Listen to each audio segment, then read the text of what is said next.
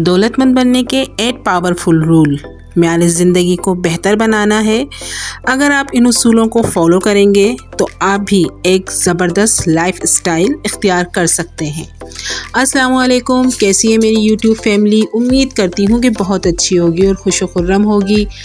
और जनाब, आप लोगों से फिर मेरा वही पुराना शिकवा और पुराना गिला कि प्लीज़ मैसेजेस तो कर दिया करें। इतनी स्टडी के बाद इतनी मेहनत से मैं वीडियो बनाती हूँ और टॉपिक लेकर आती हूँ ताकि मेरे साथ साथ बहुत सारे लोगों के और भी जितने मसाइल हैं वो हल हो जाएं और मेरी वीडियो से आप लोगों को कुछ सीखने को मिले, कुछ अलग सीखने को मिले।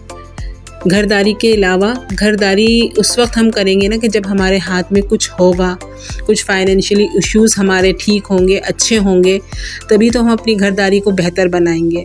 तो मैं पूरी कोशिश करती हूँ कि इस टाइप की वीडियोस आपके लिए लेकर आऊँ जिसमें आपको कुछ सीखने को मिले।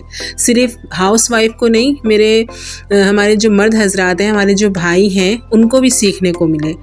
तो शुरू करते हैं अपनी वीडियो। और प्लीज़ अच्छे से कमेंट्स लाजमी किया कीजिए और प्लीज़ मेरी जो वीडियो है इसे फ्रेंड्स एंड फैमिली में लाजमी शेयर कीजिए। और कोई बिल थोड़ी आता है सब्सक्राइब करने में, प्लीज़ जब वीडियो देखकर आगे बढ़ते हैं ना तो एक सब्सक्राइब का बटन दबा ही दिया कीजिए। तो जनाब, चलते हैं अपने टॉपिक की तरफ। रूल नंबर 1, पैसे इकट्ठा करना सीखिए। जी, छोटा स्टेप लीजिए। सबसे पहले 1000 रुपये इकट्ठा करना सीखिए। 1000 रुपये इकट्ठा कीजिए और उस 1000 रुपये को आपने खर्च नहीं करना है। जी, जब आप वो 1000 रुपये इकट्ठा कर लेंगे तो आपने एक गोल अचीव कर लिया। तो अब दूसरा 1000 रुपया इकट्ठा करना शुरू कीजिए। इस तरीके से 1000 रुपये इकट्ठा करके आप एक गोल अचीव कीजिए कि आपने 1 लाख रुपया इकट्ठा करना है। जी, ये है बहुत बड़ा काम।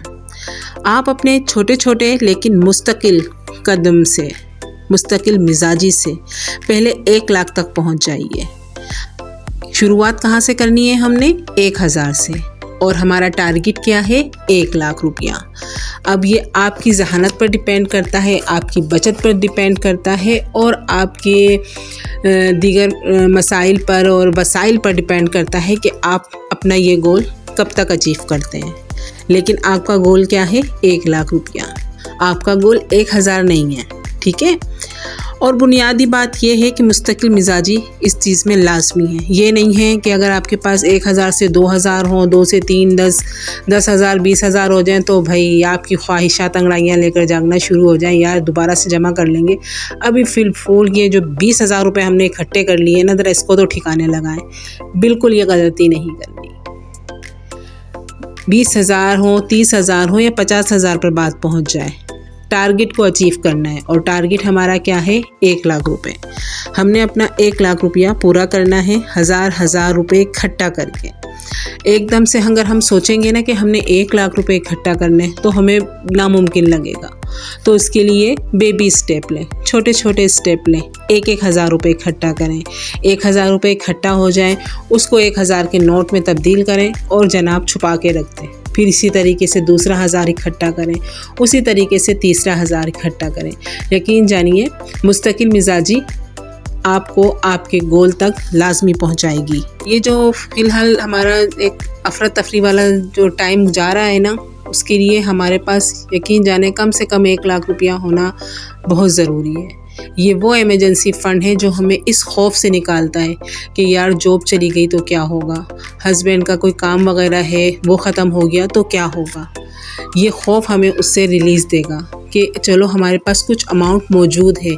जब तक हमारे मियाँ की दूसरी जॉब लगती है या कोई दूसरा कारोबार में लॉस हो गया है, उसमें हम स्टेबल होते हैं, तो ये हमें एक फाइनेंशियली सपोर्ट देगा, एक हमें खौफ से निकालेगा ये 1 लाख रुपया।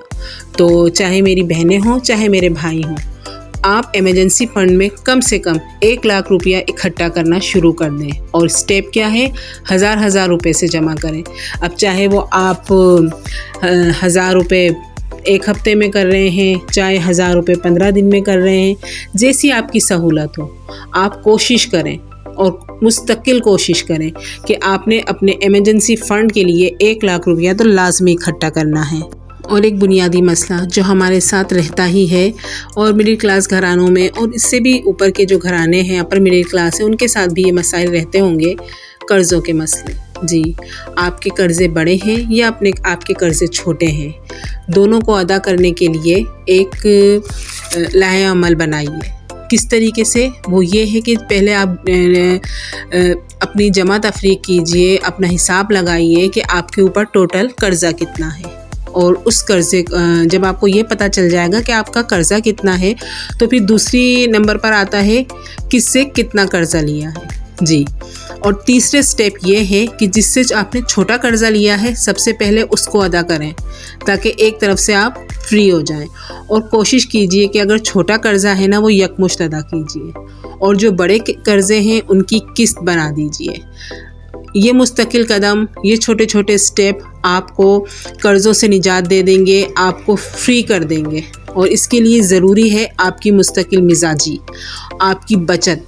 ये एक बहुत बड़ी टेक्निक है कि पहले आप छोटे छोटे कर्ज़े अदा करें, उसके बाद आप अपने बड़े कर्ज़ों के लिए किस्त बनाइए और फिर उसे अदा कीजिए ताकि आप फाइनेंशियली तौर पर रिलीज़ हो जाएं। और जब आप अपने ये तमाम कर्ज़े अदा कर देंगे तो इसका मतलब ये नहीं है कि आप बिल्कुल फ्री हो गए हैं और अब अखराजात करते चले जाएं, ख़र्चे कर रहे हैं और फजूल खर्ची हो रही है। नहीं, आपने जिस तरीके से टाइट होकर अपने कर्ज़े अदा करे हैं ना, इसी तरीके से आपने 3 से 6 महीने इसी टाइट हालात में रहकर उन पैसों को बचाना है जो आप कर्ज़ों की मद में दे रहे थे। ठीक है, आप पहले 1 लाख रुपये इकट्ठा कर चुके हैं, सही। अब आप दूसरे वो पैसे इकट्ठा कर रहे हैं जो आपने 3 महीने या 6 महीने आपने मेहनत करके जो कर्ज़ों में पैसे दे रहे थे, वो भी पैसे आपने इकट्ठा कर लिए। यानी आपके माली हालात काफ़ी बेहतर हो रहे हैं। 6 महीने बाद आप इस पोजीशन में हैं कि अपने ख़र्चों को कुछ बढ़ा लीजिए, बहुत ज़्यादा नहीं बढ़ाइए, कुछ बढ़ाइए। और उसके बाद इस तरीके से आप आगे चलें कि आपके फाइनेंशियली जो मसाइल हैं वो डिस्टर्ब ना हो। और अब आप इस काबिल हो गए हैं कि अपनी आमदनी में से 15%, जी 15% आप अलग करके रख सकें, क्योंकि आप कर्ज़ों से आज़ाद हो गए हैं। आपने 1 लाख रुपया है वो भी इकट्ठा कर लिया है अपने इमरजेंसी फ़ंड के लिए। और अब तीसरा स्टेप जो हम फॉलो करेंगे वो क्या है? वो ये है कि आपने 15% हमेशा अपने टोटल बजट में से, अपनी टोटल इनकम में से निकालना है, और इसको आप बढ़ाते चले जाएं, कोशिश करें। और ये आपने हमेशा करना है। और जब आप देखें कि आपके पास अच्छा खासा एक अमाउंट जमा हो गया है ना, तो आप इसे किसी जगह इन्वेस्ट कर दें। कोई ऐसे छोटा मोटा काम जिसमें आप माहिर हो, वो काम शुरू कर दें। कोई ऐसी छोटी मोटी सी प्रॉपर्टी ले लें, फिर उसे बेचें, फिर उसे कोई इससे बेहतर जो बचत के साथ, और यूँ समझ लीजिए दीगर मुनाफे के साथ आपको जो पैसे मिले उससे आप एक और कोई प्रॉपर्टी ले लें। यानी कि मामला ये है कि रीसेल आप रीसेल करते रहेंगे, आपके अमाउंट में इजाफ़ा होता रहेगा और आप एक बेहतर कंडीशन में पहुंच जाएंगे, एक फाइनेंशियली ऐसी बेहतर कंडीशन कि जिसमें आप ये अंदाज़ा लगा सकते हैं कि हाँ, अब मैं एक दौलतमंद इंसान बन रहा हूँ। और जनाब, सबसे अहम बात क्या है? बच्चों की एजुकेशन।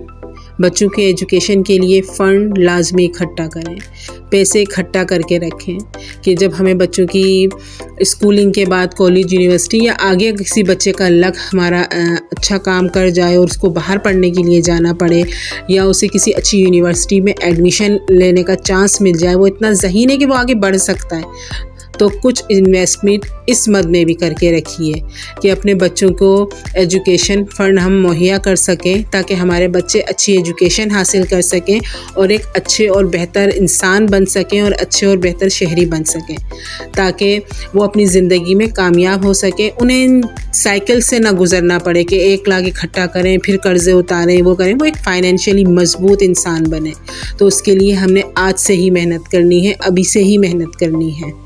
और अब माशाल्लाह से आपकी फ़ाइनेंशियल कंडीशन इस हाल में है कि अगर आपका अपना घर है तो बहुत अच्छी बात है, माशाल्लाह। और अगर आपका घर नहीं है और आप अभी तक किरायों के ही घर में हैं, तो कोशिश कीजिए कि लोन लें अपने घर को बनाने के लिए। और जो पैसे आप लोन की मद में देंगे, किराए की मद में दे रहे हैं सॉरी, वो आप लोन की मद में दें। आजकल 25 से 30 हज़ार रुपये में नॉर्मल घर मिल रहा है, तो वही पैसे आप लोन की किस्त अदा करने में लगाइए। ऐसे बहुत सारे बैंक्स हैं और दीगर फाउंडेशंस हैं जो लो मार्कअप पर, या यूँ कह लीजिए बिल्कुल मीज़ान बैंक ले लें और दूसरा अख़ुवत है, ये मार्कअप नहीं लगाते। इनमें से अगर आप कोशिश करें आपको मिल जाए लोन, तो वहाँ से लोन लें और अपने घर की शुरुआत करें। और कोशिश कीजिए कि अपना घर बनाइए, और जब आपका घर बन जाएगा तो आप एक मज़बूत और मुस्तहकम इंसान बन जाएंगे। इस चीज़ को छोड़ दीजिए। आपकी उम्र 20 साल है, 25 साल है, 30 साल है, या 40 साल है, या 50 साल है। इंसान जिस दिन मेहनत के लिए उठ खड़ा होना, बस उसी दिन वो जाग जाता है, उसी दिन।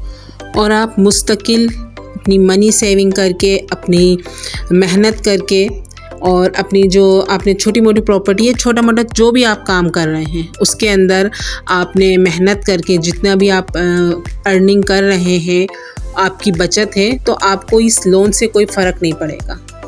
आप निहायत सुकून के साथ और इत्मीनान के साथ अपना लोन भी अदा कर लेंगे और अपना घर भी बना लेंगे, और आपकी सेविंग पर भी कोई फ़र्क नहीं पड़ेगा, क्योंकि आपने एक बेहतर तरीके से अपने घर की लिए प्लानिंग की है।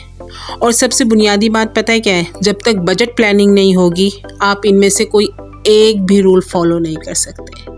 आपको अपने फाइनेंशियली बजट प्लानिंग आनी चाहिए। फाइनेंस बजट प्लानिंग बहुत ज़रूरी है एक इंसान को सीखने के लिए। और ये मैं बता रही हूँ, ये जब तक ख़वातीन नहीं सीखेंगी ना, घर का मसले हल होंगे ही नहीं, क्योंकि हमारे पास ही आता है एक बहुत बड़ा अमाउंट जिससे हम घर चलाते हैं, और हमारे हस्बैंड की तनख्वाहें इतनी नहीं होती हैं कि उसमें सारे ये सब चीज़ें निकाल ली जाएं, और उसके बाद क्या बचता है।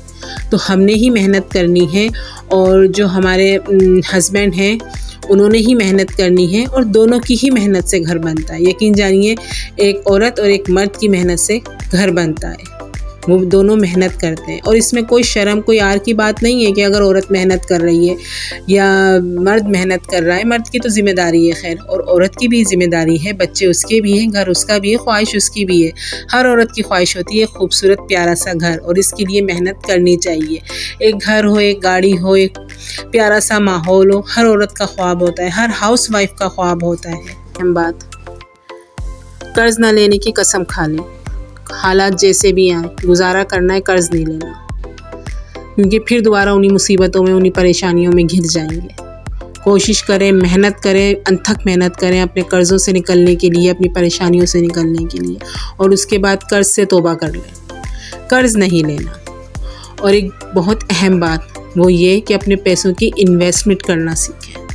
अपने पैसों को कहाँ इन्वेस्टमेंट करना है, 1 से 2 रुपये, 2 से 3 कैसे बनाने हैं, ये जब तक हम इन्वेस्टमेंट नहीं सीखेंगे, हम अपने पैसे जमा भी कर लेना तो हम उसको बढ़ा नहीं। और अपने बच्चों को भी ये तरबियत दें कि आप किस तरीके से इन्वेस्टमेंट करनी है। जब एक हाउस वाइफ को इन्वेस्टमेंट करनी आएगी, एक मर्द हजरात को इन्वेस्टमेंट करनी आएगी, तो वो अपने तक ना रखें उन स्किल्स को, अपने बच्चों में भी मुंतकिल करें उन्हें, ताकि वो आज से ही एक बेहतर इंसान बन सकें। लास्ट बट नॉट लीस्ट, अगर आपके पास 10 सिक्के हैं ना, तो 9 खर्च करें और 1 बचा लें। एक वक्त ऐसा आएगा कि आपको अपना पर्स भारी लगने लगेगा। के लिए इतना ही। अल्लाह हाफिज़।